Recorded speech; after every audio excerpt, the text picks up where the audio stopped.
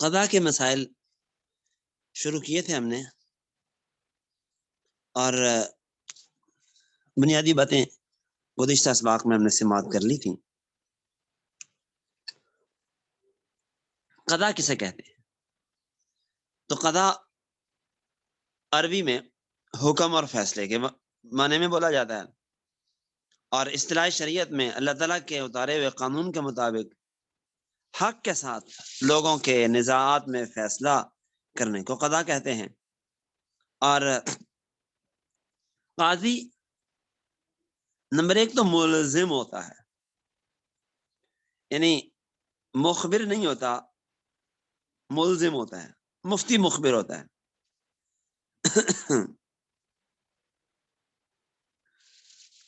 اور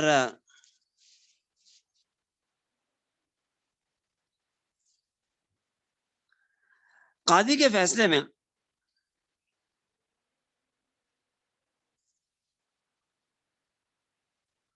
چند بنیادی باتیں پایا جانا ضروری ہوتا ہے، یا اس میں پائی جاتی ہیں، کہہ رہے ہیں۔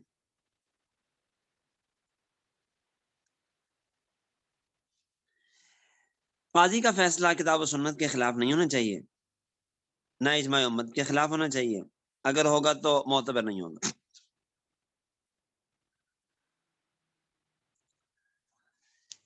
اسی طرح قاضی پر لازم ہوتا ہے کہ وہ فریقین کے نزاع میں صحیح صورتحال کی تحقیق کرے، پھر جو اس پر حکم لگتا ہو وہ لگائے، اور صحیح صورتحال کی تحقیق کے لیے جو بھی دلائل ہیں شرعی یا واقعی اس واقعے کے اندر، ان کو بروئے کار لائے۔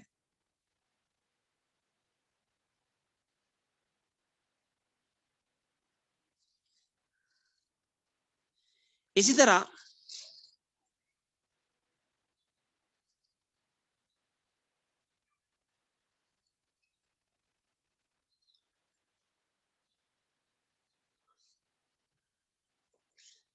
فروعی مسائل میں، اختلافی مسائل میں مفتہ بھی قول پر عمل کرے،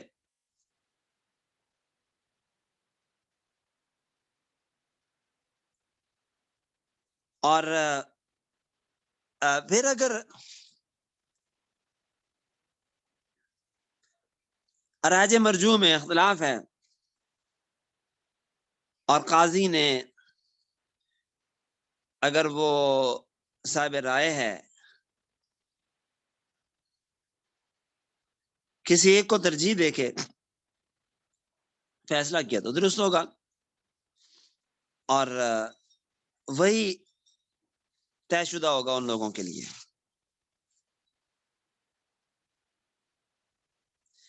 قاضی ملزم ہوتا ہے، کسی چیز کو لازم کرنے والا ہوتا ہے۔ الزام کی دو قسمیں ہوتی ہیں، حسی اور معنوی۔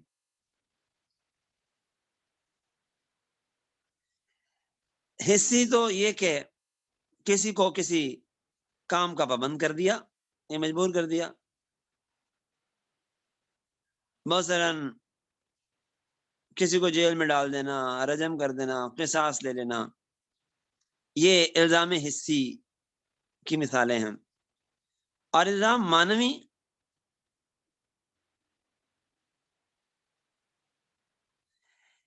کہ شریعت محکوم بھی کو محکوم علیہ لازم تسلیم کر لی تھی۔ مثال کے طور پہ قاضی نے ہندا کا نکاح زید سے فسخ کر دیا، اب شریعت یہ مانے گی کہ ہندا زید کی بیوی نہیں ہے، نہیں رہی ہے،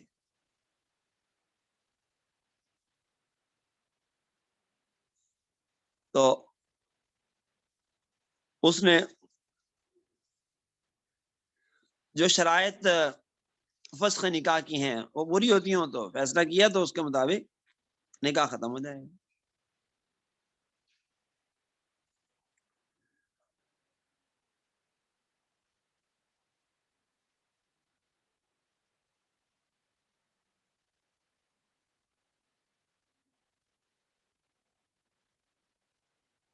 اس طرح قاضی کے سامنے دعویٰ آیا کہ زید نے عمر کو قتل کیا، قاضی کے نزدیک زید کا قاتل ہونا ثابت ہو گیا تو اس نے قصاص کا حکم دے دیا. اب شریعت بھی کہتی ہے کہ زید واجب القتل ہی ہے. تو شریعت کے حکم کی وجہ سے کسی چیز کا لازم قرار پانا یہ الزام معنوی ہوتا ہے.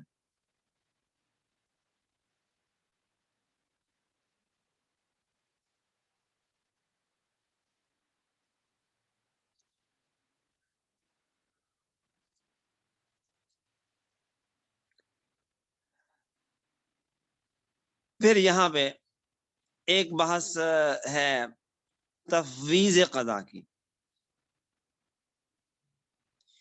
کہ قضا کا سودا کسی کو سونپنے کا اختیار کسے ہے.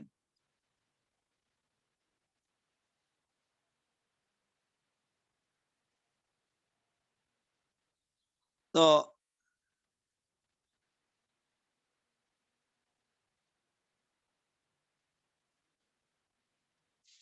یہ ذمہ داری شریعت نے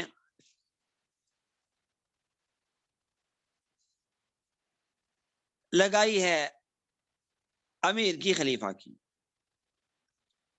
اور خلیفہ کا تقرر مسلمانوں کی اجتماعیت پر لازم ہے، اجتماعی طور پہ کسی کو طے کریں.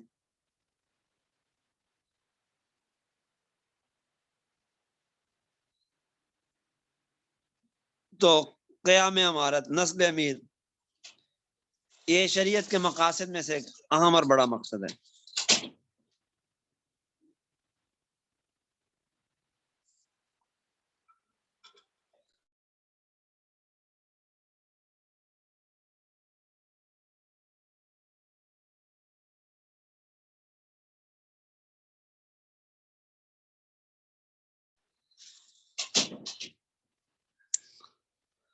تو بہرحال یہ ذمہ داری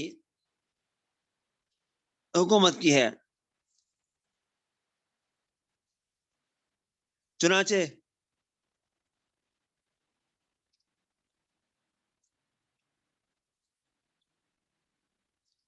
یہ سلسلہ اسلامی دور میں شروع سے اسی طرح جاری رہا.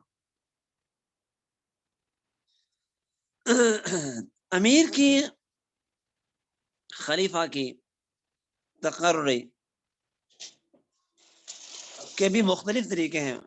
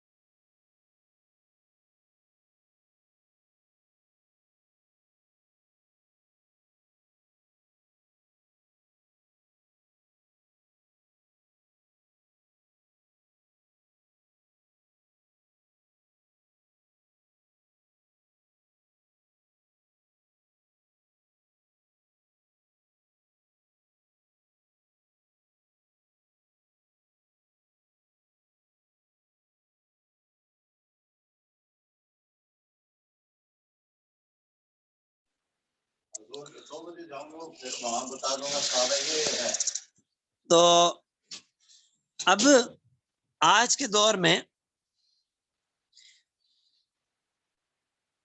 ہمارے ہاں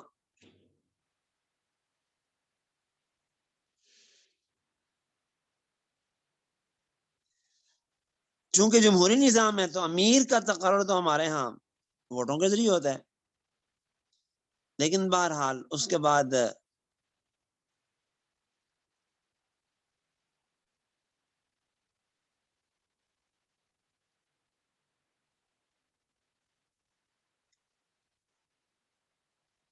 تقرر قضاء کا یہ سرکاری طور پہ ہوتا ہے. تو اسلامی حکومت میں بھی امیر کے علاوہ کسی اور شخص یا جماعت کی طرف سے قاضی کا مقرر کرنا درست نہیں ہے، ورنہ مسلمانوں کے مسالے متاثر ہونے کا اندیشہ ہے.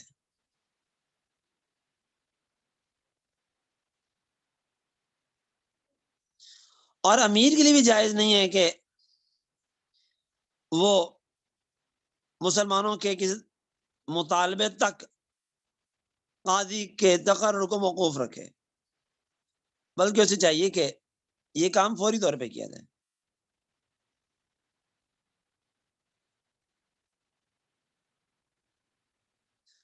پھر جب چیف جسٹس متعین کر دیا گیا گورنمنٹ کی طرف سے، تو آگے دیگر قاضی مقرر کرنے کا اختیار چیف جسٹس کو ہے، قاضی القضات کو ہے، کہ وہ اپنی نیابت میں قاضیوں کا تقرر کرے.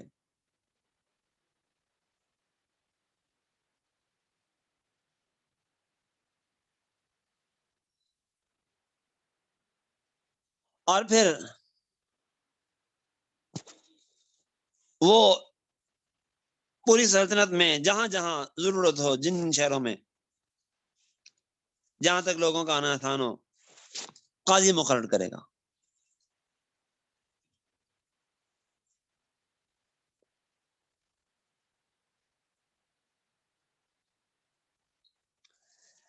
اور یہ بھی ہو سکتا ہے کہ نصب قضات کی ذمہ داری امیر اور قاضی دونوں کے درمیان مشترک ہو، کہ دونوں میں سے کوئی بھی قاضی مقرر کر دے تو دوسرا بری ہو جائے.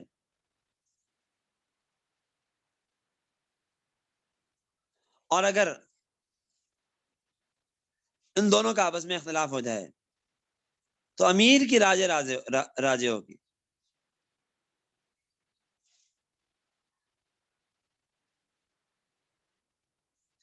لیکن اگر کسی علاقے میں کوئی قاضی مقرر کر دیا قاضی القضات نے، تو قاضی القضات کے اختیارات پھر بھی اس میں سابق باقی رہیں گے.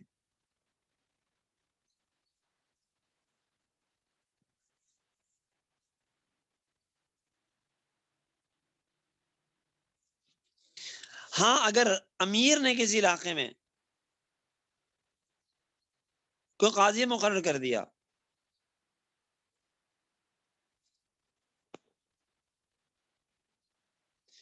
تو اگر تو اس نے تصریح کر دی کہ بس اس علاقے میں یہی قاضی ہے، یہی اس کے قضا ہوگی، اس علاقے میں قاضی القضات کے اختیارات ختم ہو جائیں گے. اور اگر وہ وضاحت کرے کہ یہاں بھی اسی کے اختیارات ہیں تو پھر وہاں بھی اسی کے رہیں گے.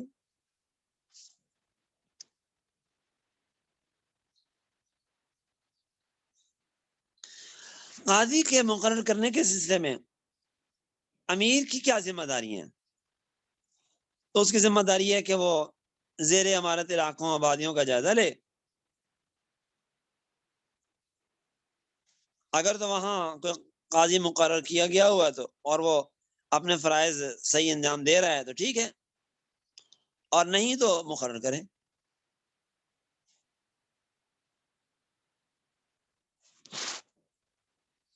اور تقرری میں بہتر سے بہتر آدمی کا تقرر کیا جائے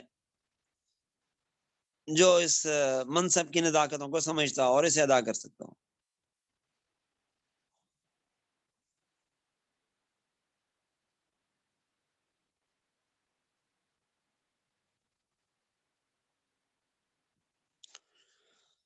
اور قضا کی اہلیت کے لیے کچھ شرائط ہیں. قاضی وہ بن سکتا ہے جو عاقل ہو، بالغ ہو، مسلمان ہو، آزاد ہو، بینا ہو، بولنے والا ہو، سننے والا ہو، محدود فی القذف نہ ہو،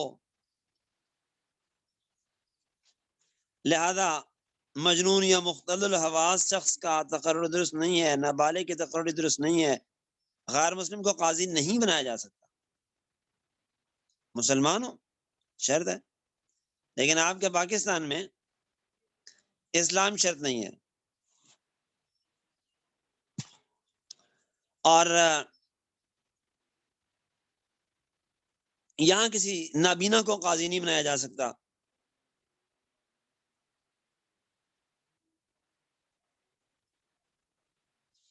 اور ایسے ہی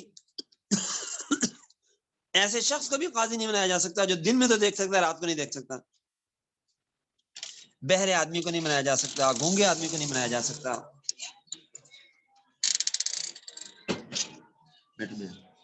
اور ایسے کسی کی زبان میں لکنت ہو، گونگا پن ہو کہ اس کی وہ بات کرنے پہ، صحیح بات کرنے پہ قادر نہ ہو، یا اس کی بات سمجھنا کسی کو آتی ہو، اس کو بھی قاضی نہیں بنایا جا سکتا، عورت قاضی نہیں بن سکتی، عورت کو قاضی تو بنایا جا سکتا ہے، لیکن حدود اور قصاص کے مقدمات میں وہ فیصلہ نہیں دے سکتی۔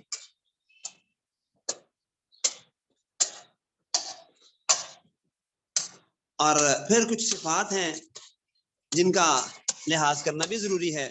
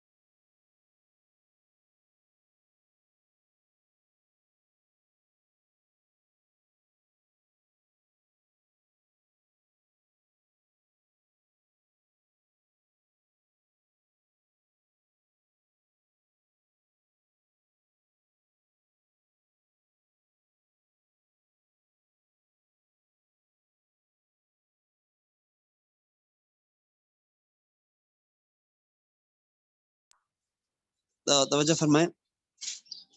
میں عرض کر رہا تھا کہ ایک تو ایسا شخص قاضی بننا ضروری ہے جو صاحب علم ہو.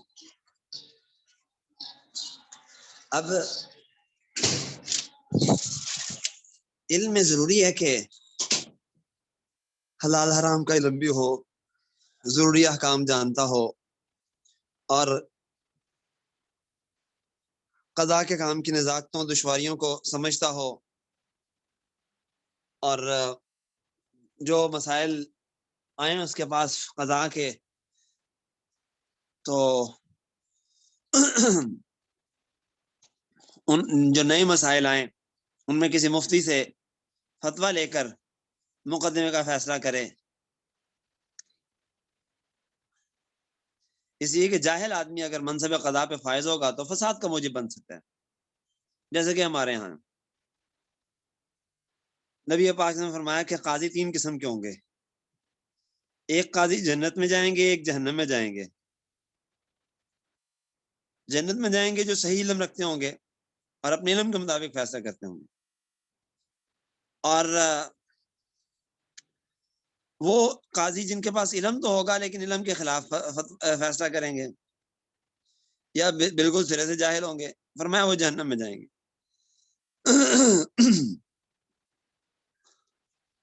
اسی طرح قاضی کو کتاب و سنت اور طریقہ اجتہاد سے بھی واقف ہونا چاہیے. نئے پیش آمدہ مسائل میں کتاب و سنت میں غور و خوض کر کے ان کا صحیح حکم تلاش کر سکتا ہو، لے سکتا ہو، اور اگر نہیں لے سکتا تو ایسے مفتیان کرام سے جو ہر زمانے کی ضروریات کا کتاب و سنت سے اور کتب فقہ سے کر سکتا ہے، اس کو اس کی پیروی ضروری ہے. اور اسی طرح